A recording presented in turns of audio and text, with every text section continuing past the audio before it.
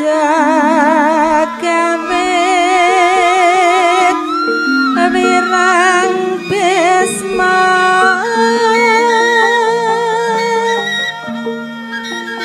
marake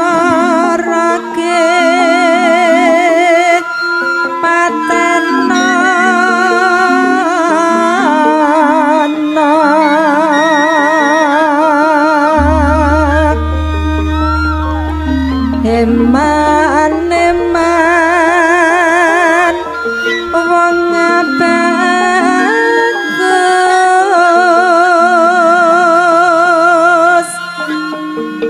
yen kongsi tumakeng lena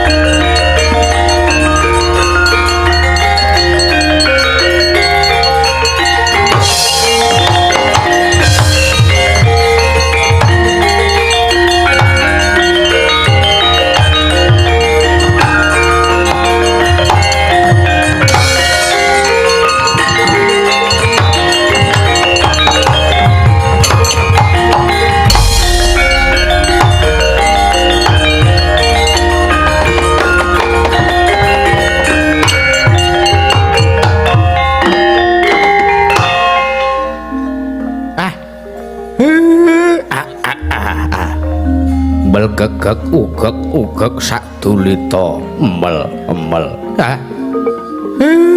Gus Ndara Arjuna kenging napa kok jenengan ngendhek laku kula bareng jenengan nyumurupi kula sajak ulat sampean kepengin nguyak kalih kula tumuli kula mang bujung enten napa Gus kula aturi ngendika kaget ana wong lagi mlaku kula dicegat niki enten napa Den aduh Kakang Semar kula aku bingung kepiye leh ku bakal ngolak-alik babakan pangunek-unek sing kudu ndak aturake marang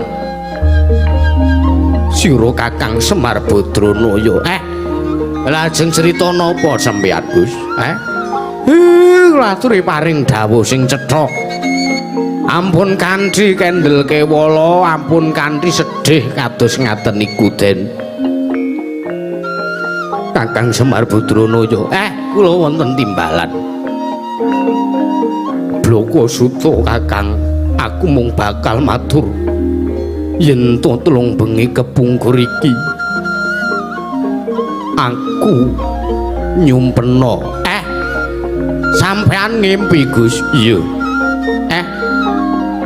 isining pasumpenan menapa Den aku nyumurupi ana ing tengahing samudra Pandhawa 5 cacahe mlaku ana ing telenging samudra banjur kahanane Pandhawa kanyut kinder kagulung ombak iki werdine apa Kakang Semar ngimpi iki sing gawe atiku ora tentrem ngimpi iki sing gawe aku sungkawa nganti seprene aku durung wani matur marang ngarsaning Koko Prabu Puntadewa Kakang Semar lah dalah Gus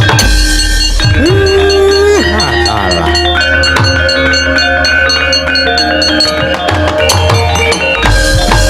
seka den prayekna semurire seka bali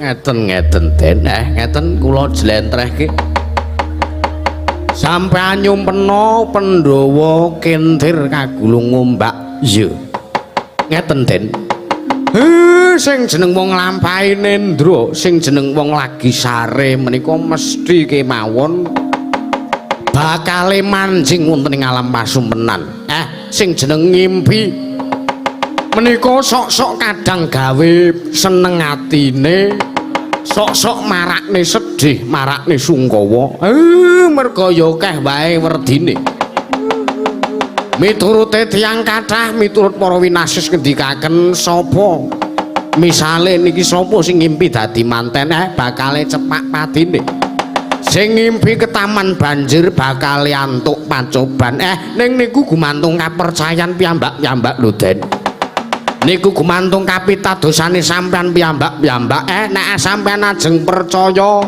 nggih apik-apik mawon ning mboten ajeng percaya nggih mboten masalah karang menika niku naminipun prediksi ngoten iya nanging banjur werdine ngimpiku iki mau apa Kakang nuwun sewu mboten kok nama kula meden-medeni jenengan ngimpi Pandhawa gangsal cacahipun kentir kagulung ombak tentelenging gisi ing samudra kula aturi siap-siap kemawon Pandhawa kula aturi samapta ing gati sawega ing diri tanpa antara dangu malih Pandhawa bakal nampi pacoban dening prasetyane Semar Badranaya Pandhawa kepiye wae kahanane ampun ngantos lali karo Semar lho Den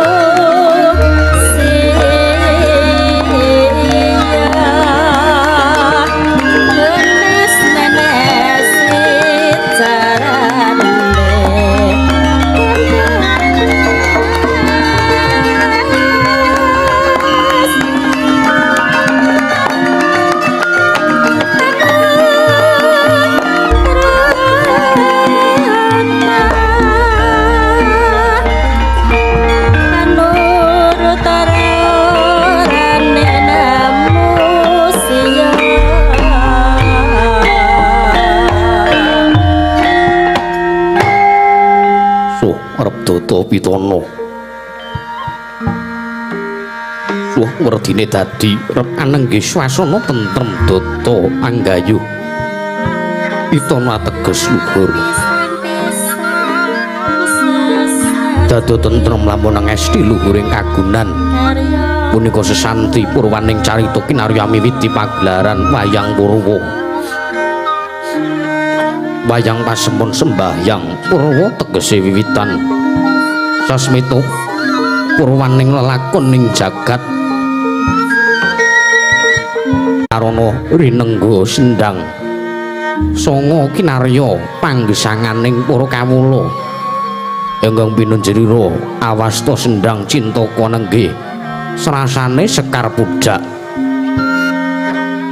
Batana Kawarsa mengkuwerdi negari ingkang winangun sarana dresing karsa miwah adrenging cipta para satya kang tulus ing jiwa utama pantes nipat negaring Kencanapura labet kuwunge Mengku Praba prabaning para pinate Kencana mulya turta jumenenging nata den saranani mawi sesaji Raja Suya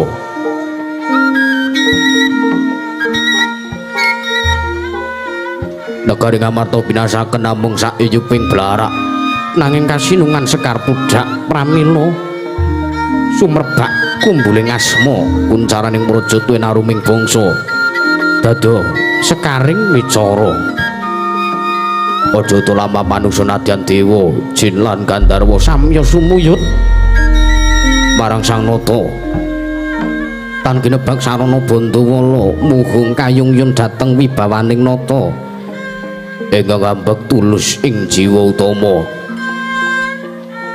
Dasanegari Cintakapura dadi papan peranganing toya Jawa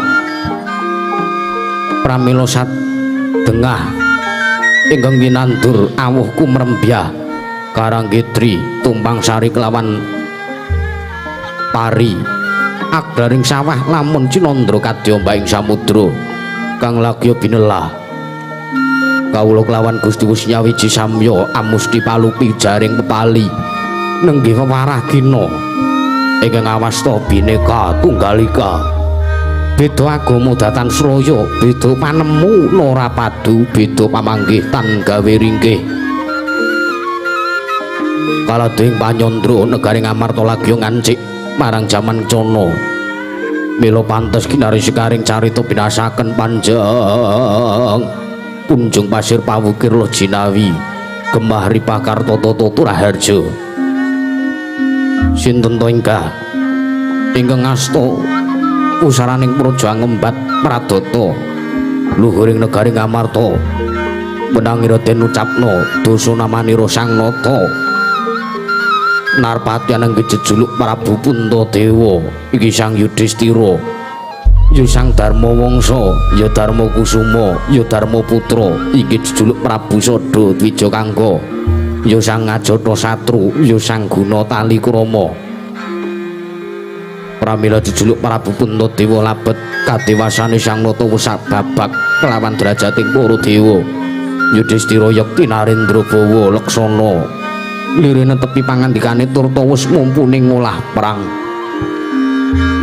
Darma Wangsa Mengkuwerdi sinuyutan para Brahmana Wasi lan Wasupitri Darma Kusuma liri lelabetanira datan pinetang parandene legawaning Sang Nata tetep ngambar pindha gandaring Sekar Darma putra Sang Nata pinundhut putra dewaning sesanggeman ananging Sang Hyang Bathara Darma pramila jejuluk Sada Dwijakangga punika dadi pepenget duk nalika lahir kula nyarengi lampahing mangsa 12 Ajata Satru Mengkuwerdi Narendra ingkang datan andarbani mangsa kepara merdika sugengira lila ing lara lega ing pati wonten jejuluk Gunatali Krama krana Sang Nata bangkit anang sulirehing tata krami tanarsa ngendika lamun sabdane datan piguna tumrap yuwananing bawana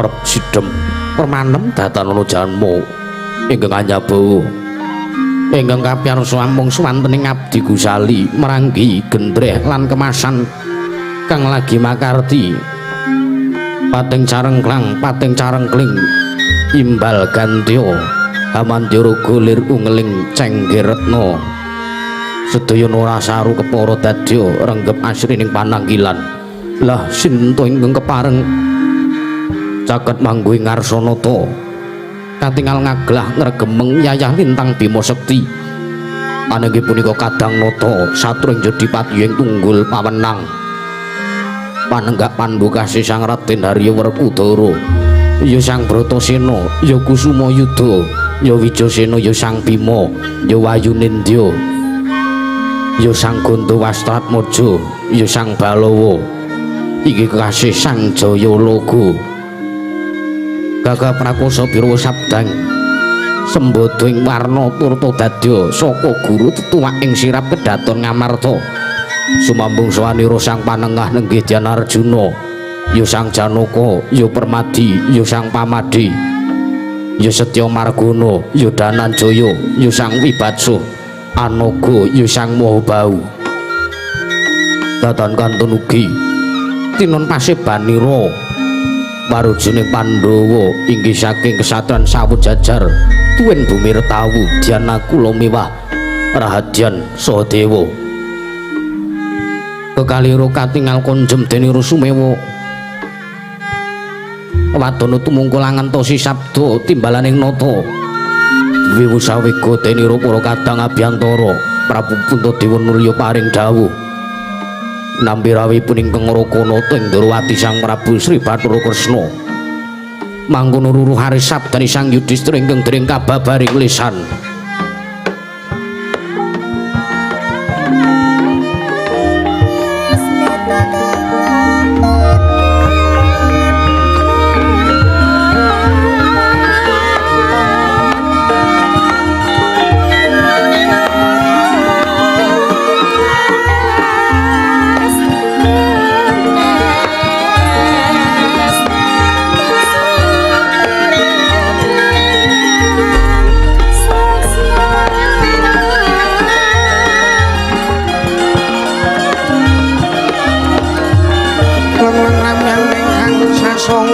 aku menyar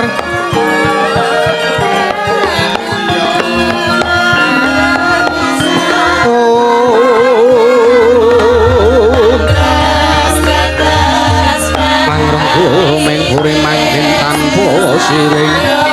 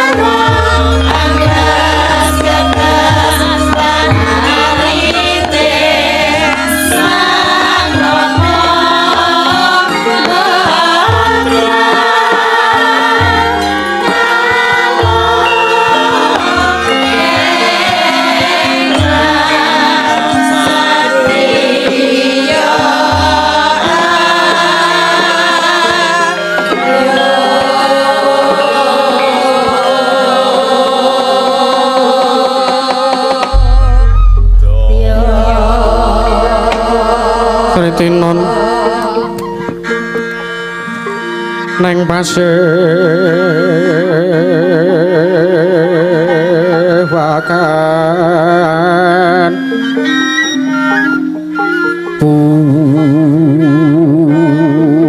busana maneka warna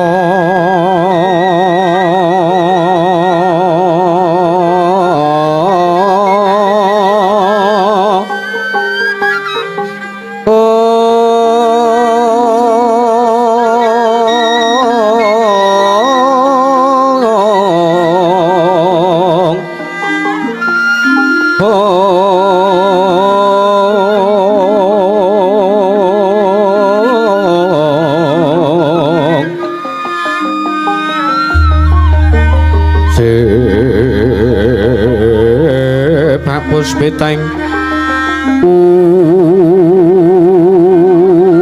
Ujono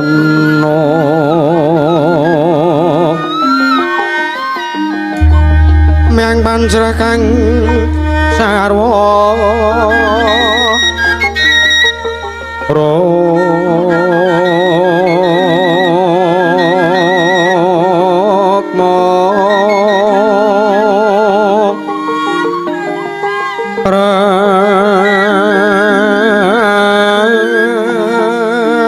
Ranggeng mandhek Narawata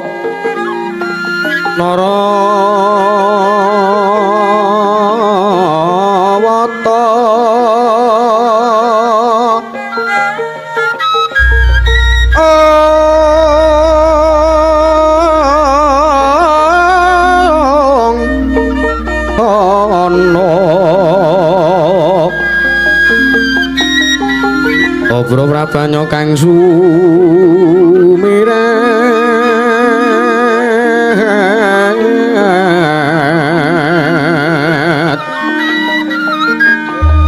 kenyareng tejo lewaran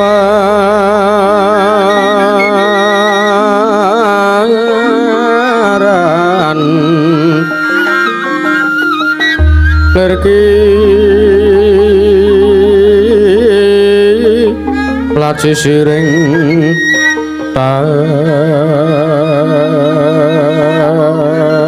hadit mimbo kekondo mrek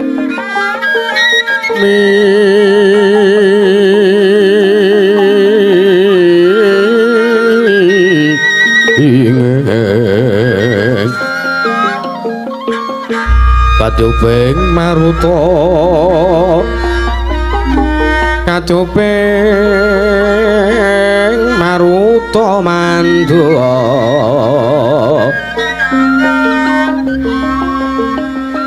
separan mangambar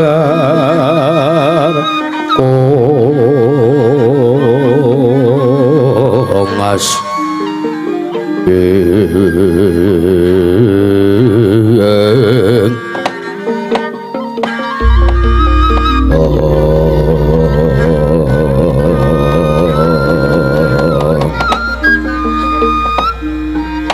Niwang Agung muga ngayumana marang praja Ngamarta sak isine. Nun mangke Koko Prabu kula nyuwun pangapunten. Sewu-sewu kalepatanipun ingkang rayipun Darma Kusuma Tadah Wadana. Sak mangke kula nampi rawuh ngandika wonten praja Ngamarta. Paduka pengayuman kula wonten ing Madyapada prapting delahan Kanjeng Koko Prabu Sri Bathara Kresna. Sak rawuh paduka Kanjeng Koko Prabu ingkang rayi ngaturaken asung pasegan panakrami mugi tansah kunjuk marang ngersa jengandika Kanjeng Koko Prabu Sri Bathara Kresna. Koko Prabu jagat mangestu para wayah Bathara jagat nggih Yayi. Sakalengkung bombong bilawanipun manahipun ingkang ngroko Indrawati sak mangke Paduka Yayi Prabu Darma Kusuma amiji dumateng piswanipun ingkang ngroko Indrawati. Samangke asung pasegan panakrami sampun kula tampi karya bombong rasing penggalih. Boten langkung ugi ingkang ngroko ngaturaken salam taklimipun ingkang ngroko mugi tansah kunjuk marang resa jengandika Yayi Samyaji ing negari Ngamarta Yayi Prabu Puntadewa. Nun inggih Koko Prabu kula pundhya karya Cundaka Panglingga Murda. Amamahana kabagyaning gesang kula Koko Prabu mboten langkung kasekejak ingkang langkung prayogi lenggah jengandika Kanjeng Koko Prabu Sri Bathara Kresna wonten negari Ngamarta dinten sakmenika Koko Prabu. Nun inggih Yayi. Sampun boten kirang prayogi piswanipun ingkang ngroko Indrawati wonten praja Ngamarta dinten sakmenika Yayi Prabu Puntadewa. Wah.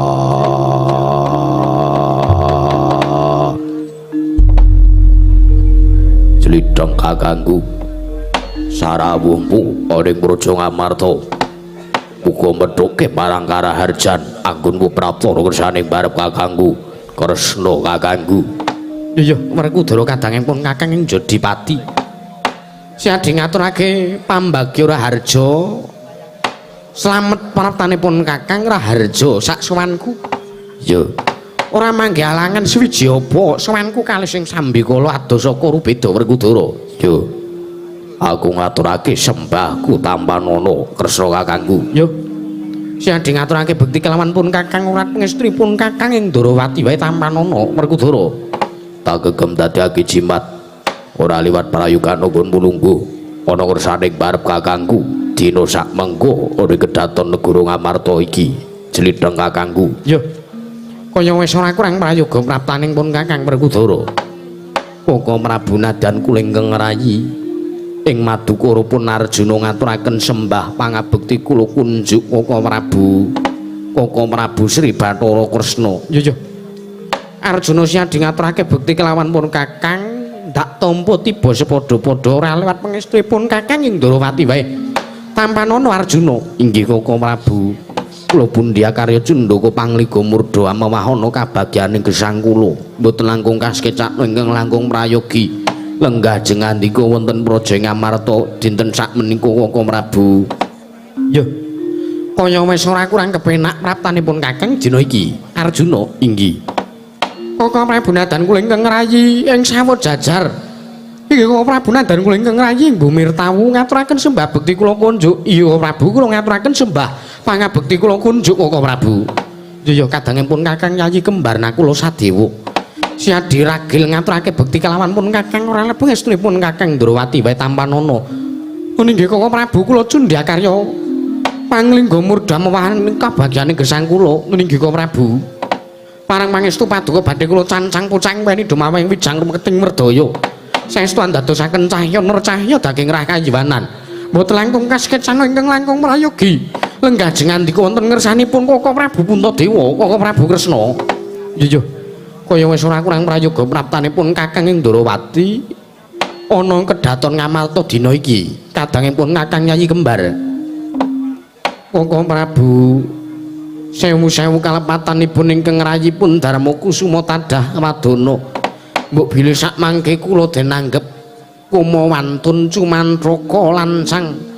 Matur kelawan jengandu Kanjeng Koko Prabu, sak mangke kula nedya nungsung werta. Paduka rawuh wonten ing praja ing Ngamarta dinten sakmenika wigatosipun menapa Koko Prabu. Ndamel kagat sotaning manah rawuh jengandika tanpa paring cecul ing saderengipun. Menawi alit utusan gandhek sak kembaran agengipun utusan Nayaka saestu ingkang rayipun Darma Kusuma nungsung mawarta Koko Prabu wigatosipun menapa dene paduka rawuh wonten ing praja Ngamarta dinten sakmenika tanpa paring cecul ing saderengipun Koko Prabu jagat dewa Bathara jagat pangestungkara. Yayi Prabu, inggih kula wonten timbalan kula nuwun sewu. Menawi kula mestani mbok bilih menapa Yayi Prabu ingkang kasupen, ingkang kalimput utawi ingkang raka ing Ndarawati menika ingkang mboten nampi kabar ingkang saknyatanipun. Liripun kados pundi dene jengandika paring dawuh ingkang mekaten. Mangke rumiyin Yayi. Ingkang raka ing Ndarawati sampun wonten 3 hari kapungkur menika nampi nawala saking paduka Yayi Prabu Puntadewa. Isining nawala paduka nimbali dumateng piswanipun ingkang raka ing Ndarawati. Malah sak mangke kula ingkang nyuwunaken pangapunten dumateng paduka Kanjeng Yayi Prabu Puntadewa awit sangka kathahing kewajiban kaprajan ngantos kula sak menika nembe saged sowan wonten praja Ngamarta. Duh Yayi Prabu. Menawi kepareng tumunten kawedhara yang kathah nanging menawi wadi tumraping kula kadang setana awi kula dherekaken manjing wonten saklebeting kedaton apan satu netra kelawan ingkang raka ing Ndarawati Yayi Samyaji Andra Kang Puspita Arum Asiring Samirana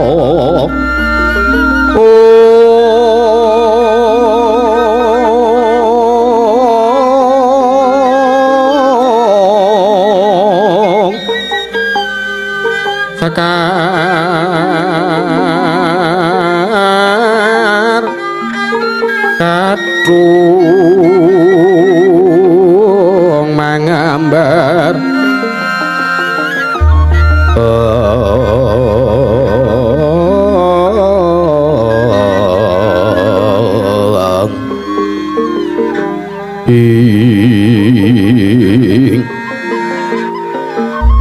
maweranas retnaning griya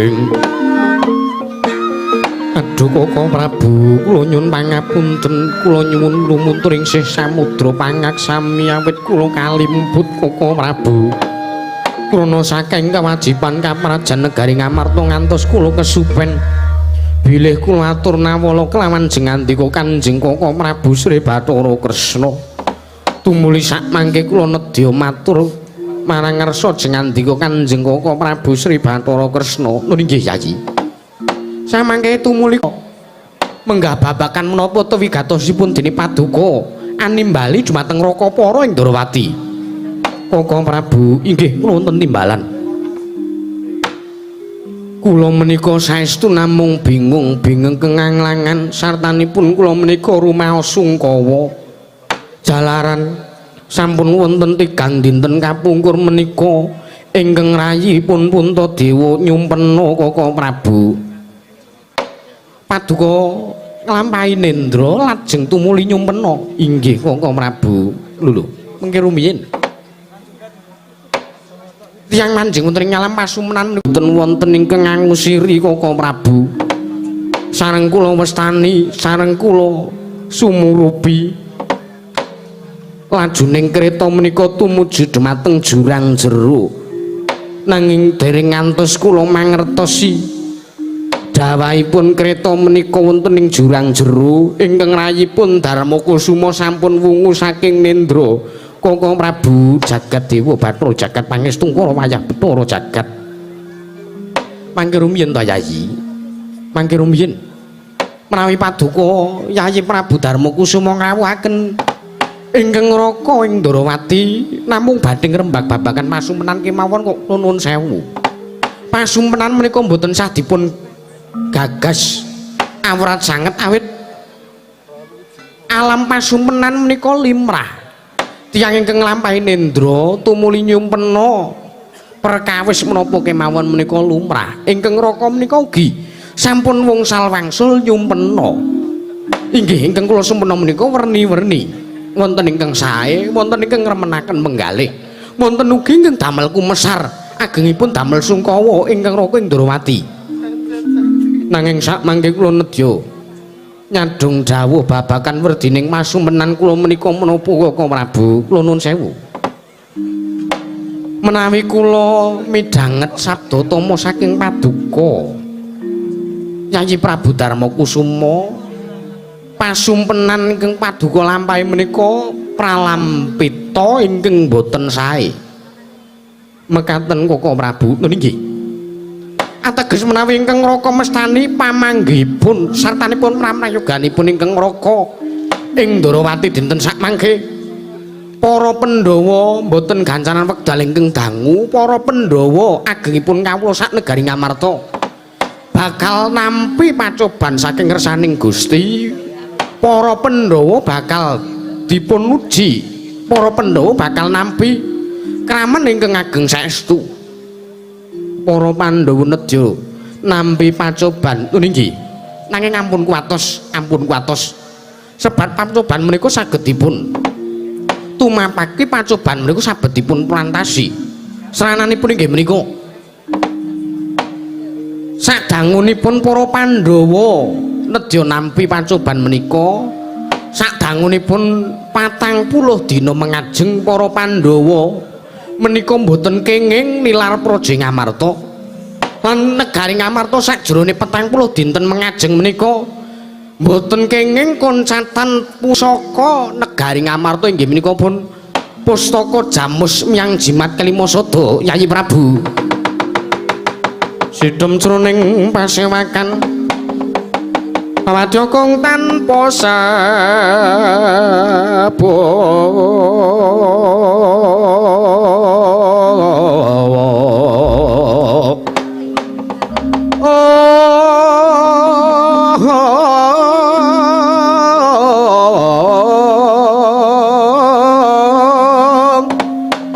kapraban dening Sang Nalendratama mangu-mangunengi lirwu sing duka cipta berbudi mandana raras berbudi mandana raras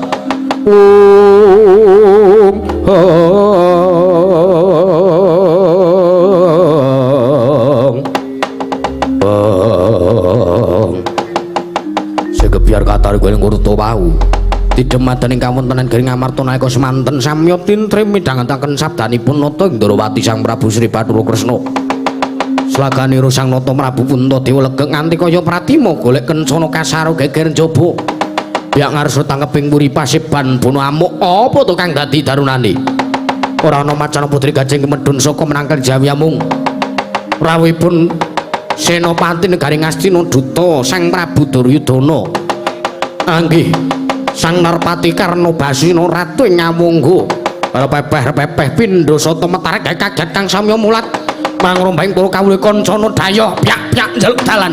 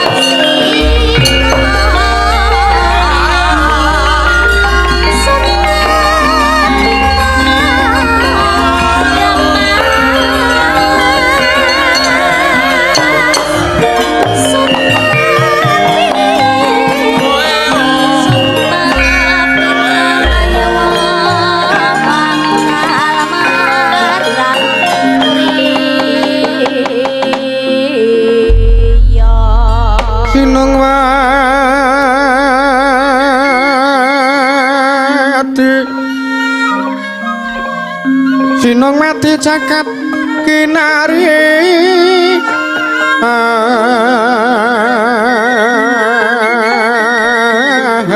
amok maklume mbak ombak ing samatra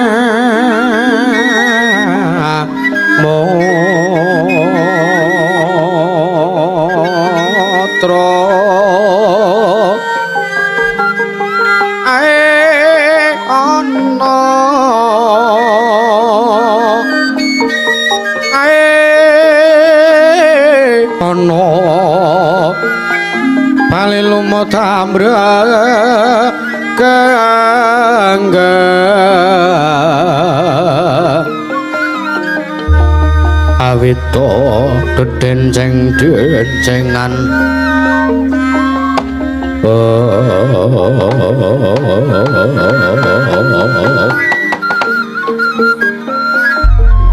jagat dewa Bathara ya jagat pangestungkara kaget sutaning galih kula dereng ngantos mantara dangu kula menika ngantos paripurna nampi sabdanipun Koko Prabu Kresna menika mboten pangling kadidene rawuhipun Kakang Adipati Karna Basusana ing Ngawangga. Aduh Kakang Adipati, sak rawuh ngandika ingkang rayipun Puntadewa ngaturaken asung pasegan panakrami tuwin pambagya raharja. Rawuh ngandika wonten kedaton negari Ngamarta menika Kakang Adipati. Jagat Dewa Bathara jagat pangestungkara wayah Bathara jagat meninggih Yayi Prabu.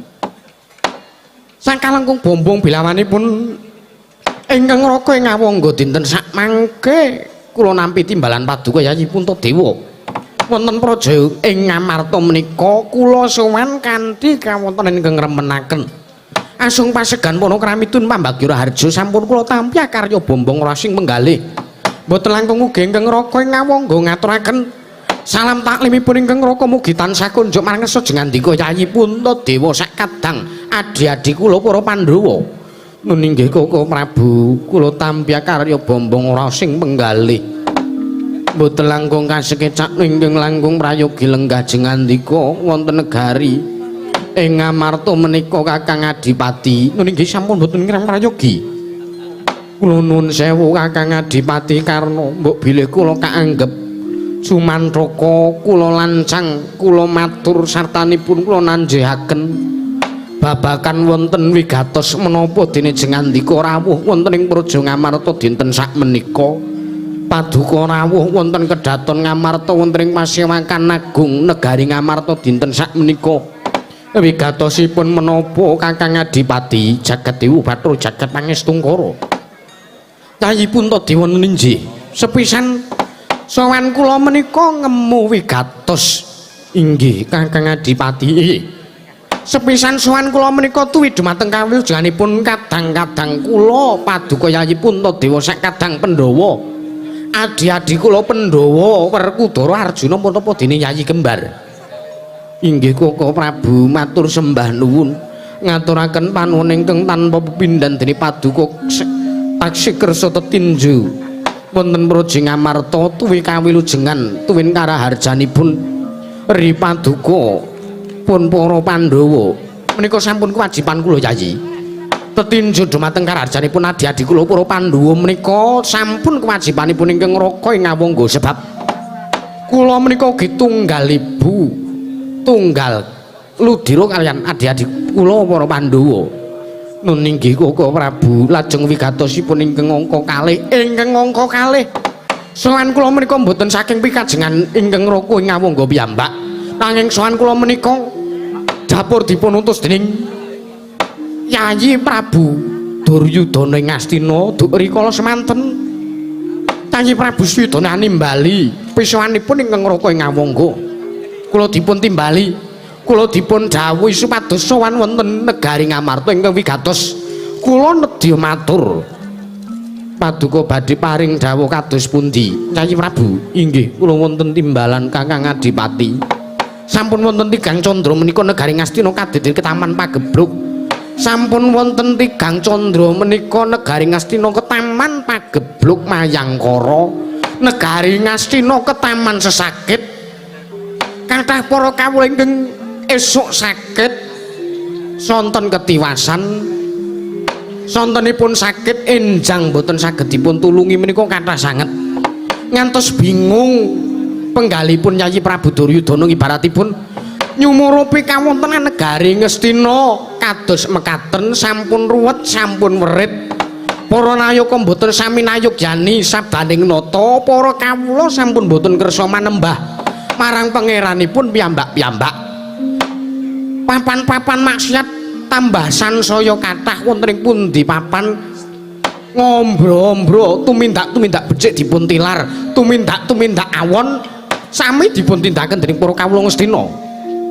Nyai Prabu sakmangke wonten lila suka lan penggalih paduka kula nedya nyuwun senjata pitulung kelawan jengandika Yayi Puntadewa sak kadang Pandhawa kersa paduka sak biyantu dhumateng Yayi Prabu Duryudana kadang paduka saha para sata Kurawa anambak rengkaning praja lajeng ingkang kedah kula lampahi menapa Kakang Adipati mangke rumiyin sakmangke Yayi Prabu Duryudana sampun semedi mahaning suci munjuk atur warsaning dat kamor wengdat sesemek ron raja mal bebantal mbutuh sarembak nyuwun donga sartanipun njurung pamuji wonten ing sanggar pamujan lajeng sakmangke Yayi Prabu Duryudana pikantuk wisik saking para Jawata pikantuk sasemita saking para dewa bilih negari Ngastina saged malaya nirmala temah jati temah mulya kawula Ngastina agengipun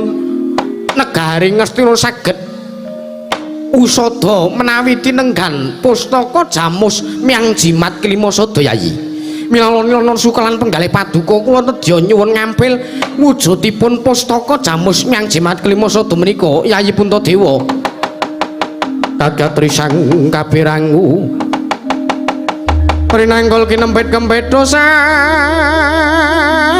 ngrataning bawana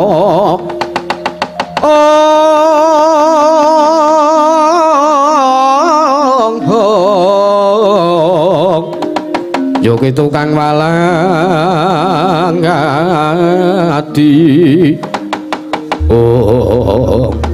aduh Koko Prabu paduka ngendika kados makaten sumedhot rumaosipun ingkang rayipun Puntadewa Kakang Adipati sampun ingkang rayipun Puntadewa nayogyani sebab kula mboten kepengin kadang-kadang kula para sata Kurawa gesang grantes wonten ing Madyapada mila saking menika Kakang Adipati mboten sah walang ati monggo kula aturi nampi wujudipun pustaka Jamus kelima sada dipun boyong wonten negari Ngastina Kakang Adipati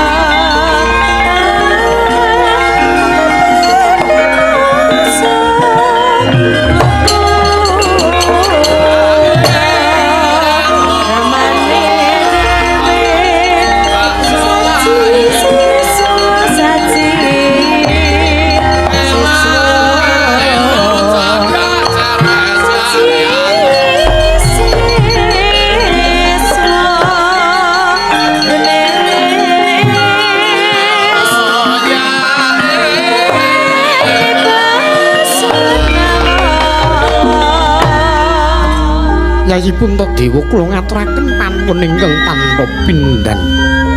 Sakmangke paduka sampun kersa paring senjata pitulung dhumateng pun ingkang raka ing ngawangga agengipun Koko Prabu Yayi Prabu Duryudana Ngastina.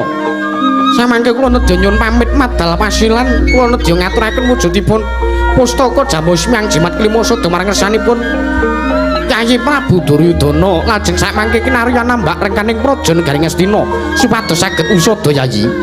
Ninggih Koko Prabu nderekaken jengkar paduka Kanjeng Kakang Adipati Karna Basisena ing ngawangga. Mugi-mugi sakmangke negari Ngastina saged kalis ing sambikala Koko Kakang Adipati Karna. Ninggih nyuwun pamit madal pasilan.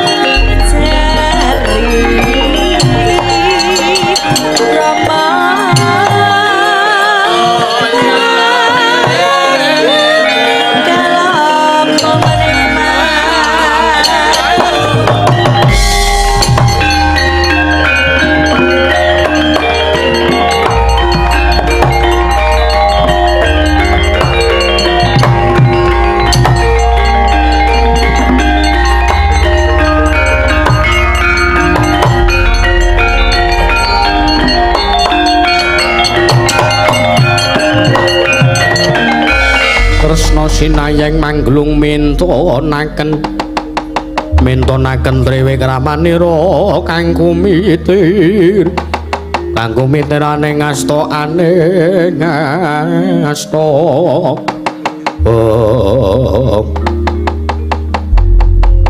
Yayi Prabu menika tumindak kados mekaten menika kula nuwun sewu menika kala wau sampun dipetang menapa dereng Aduh Koko Prabu kula rumaos sumedhot sartanipun kula nderek prihatos sebab para kawula menika mboten saged para kawula negari Ngastina mboten saged gesang grantes wonten ing Madyapada kedahipun paduka Yayi Puntadewa taren rumiyin menawi kados mekaten caranipun menika ingkang ngraka ing Ndarawati Blakasuta kemawon kula nglumutaken dumateng panjenengan liripun kados pundi Koko Prabu Yayi Prabu inggih kula wonten timbalan sakmangke kula sampun matur bilih Pandhawa saklebeting 40 dina mengajeng 40 dina mengarep para Pandhawa inggih negari Ngamarta mboten saged koncatan utawi mboten kenging koncatan pustaka Jamus Klimasada nanging kenging menapa kok Yayi Adipati Karna rawuh mriki nedya nyuwun ngampil wujuding pustaka lajeng Yayi Prabu Puntadewa maringaken menika kula nuwun sewu napa menika sakmangke naminipun boten badhe ngrisak gesangipun para kawula sak negari Ngamarta agengipun paduka Yayi Prabu Puntadewa piyambak sebab jagat nyebutake sakmangke menawi ngantos para Pandhawa menika koncatan Jamus Klimasada tiyang ingkang boten remen kalian para Pandhu angel mijet wae ngranti suwe banyu sinarik menawi badhe damel cintrakaning para Pandhawa lho Yayi Prabu. Aduh Koko Prabu.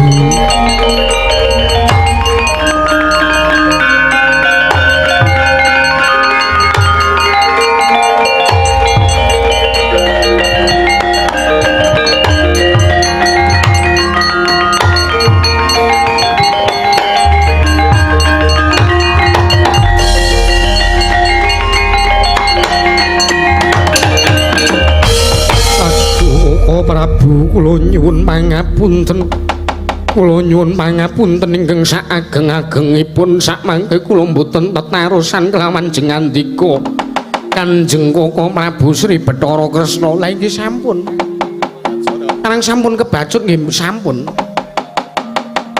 karang sega sing wis dadi bubur menika mboten saged dados sega malih menika lho mila sakmenika menika menjang-menjang malih menawi badhe wonten menapa-menapa paduka badhe tumindak badhe tindak menapa kemawon tindakan menapa kemawon menika kula aturi taren kelawan ingkang ngraka ing Ndarawati Slithong kakangku Werkudara piye ono ngopo kowe cubriya karo Karna kakangku lho kok kowe iso ngarani nek pun kakang cubriya karo Yayi Adipati Karna kowe mau dawuh yen to Pandhawa koncatan pustaka Jamus Klimasada wong sing ora seneng karo Pandhawa angel mijet wae ngaranti suwe banyu sinaring yen arep gawe cintrakaning para Pandhawa lungkosik Werkudara ngkosik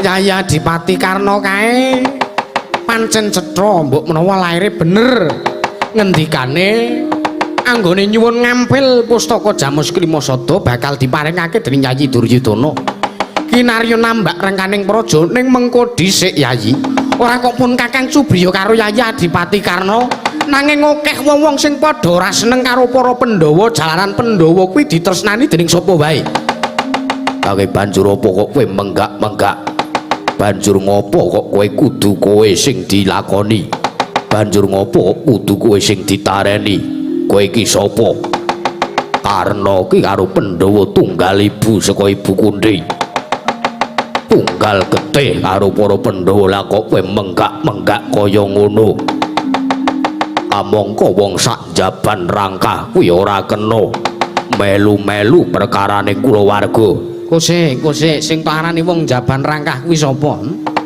aku ngono apa piye syukur nek kowe wis tanggap mengko dhisik to Werkudara piye Nalindra Ngamarta sartane Pandhawa 5 cacahe kuwi akeh sing nyebutake malah kepara jagat wis nyebutake yen to Pandhawa kelawan Nata Ndarawati kuwi dibaratke kaya dene kreta jaran sak kusire. Yo. Lah nek Pandhawa ki ngibarate jaran sak kretane, lah nek kusire wae pun Kakang. Lah kok Pandhawa arep oncat arep medal saka kusire kok kaya ngono ki apa ora jeneng mengko bakal nungsang kuyang numbuk bentus lakune kreta. Lah kok siadi duweni atur kang kaya mangkono ki apa rumangsa bener dhewe ngono apa piye? Pancen bener. Jaran sak kretane kuwi bisa mlaku tanpa kusir. Ning bakale nungsang kuyang numbuk bentus yen to tanpa kusir kaya sing dilakoni jroning impene kakangmu kuwi Werkudara. Wah.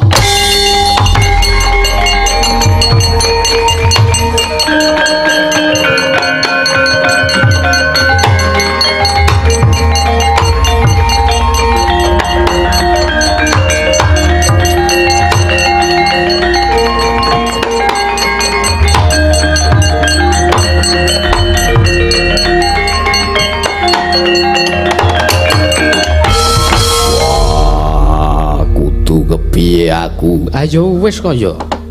Ayo wis sing jeneng sego wis dadi bubur ora bakal iso dadi sego meneh. Aduh kok Prabu jebul tinemunipun pasumpenan kula menika kala wau. Numusi dumateng kasunyatan. Lah inggih to Yayi menika lho. Sing ngandika menika kula aturi metang langkung rumiyin menawi badhe tumindak menapa kemawon menika kula aturi tetarusan kelawan ingkang Roking Ndrawati. Sebab kula menika nampi sebab sampun kodrating jagat. Kula menika nampi sasmita bilih kula menika ingkang kedah ngemong jiwa raganipun para Pandhawa. Lajeng sak mangke kula kedah kados pundi Koko Prabu? Sampun. Padukampun kuwatos, padukampun kawadir. Sedaya perkawis menika kula aturi masrahaken dumateng ingkang Roking Ndrawati inggih Koko Prabu. Babagan perkawis kunduripun pustaka kula pasrahaken kelawan jengandika Kanjeng Koko Prabu Sri Bathara Kresna. Nun inggih Yayi sak mangke padukampun kuwatos Yayi Puntadewa. Nalendra mbek marma sing sang katriga mulung katriga mulung mangrombak ing wadya.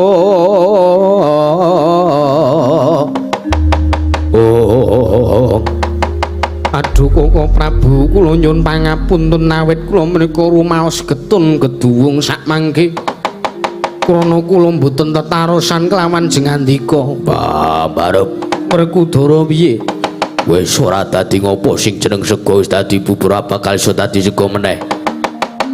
Werkudara iya ngewang-ewang ana lampahing Koko Prabu Kresna ngrebut utawa ngundurake wujuding pustaka Jamus Klimasada mumpung Kakang Adipati Karna durung adoh. Yo ngestake dawuh aku njaluk pamit medal wasilan. Inggih Koko Prabu semanten ugi ingkang layipun Arjuna nyuwun pamit medal wasilan. Nedya rerewang dumateng Koko Prabu Sri Bathara Kresna. Inggih Yayi. Samangke kula nyuwun pamit medal wasilan nedya. Angendhek lampahipun Yayi Adipati Karna Basusena sak mangke menawi saged pustaka Jamus Klimasada nedya kula suwun malih kula konduraken wonten negari Ngamarta. Inggih Koko Prabu borong dumateng paduka Kanjeng Koko Prabu Arjuna. Inggih kula wonten timbalan gandeng kaya wis purna kewajibaning kamrajan kaya wis ora ana dawuh maneh marata gage budhal kang padha sibuk jenenging Senedya Kundura Ngedaton. Inggih Koko Prabu nok ngestaken dawuh nyun pamit madal masilan sing ati-ati aja kaya bocah cilik. Arjuna kaya wis ora ana dawuh maneh purna gatining panangkilan. Arsa Sang Nata Kundura Ngedaton suluk saking dampar cur kirabit gambaran gading kadhiraken sanggening perumban jadi manggung katanggung Joko Paloro ingkang samya ngampil upacara Prabon kamustian saking Mandrawa Sang Nata Prabu Puntadewa Arsa Kundur Angedaton.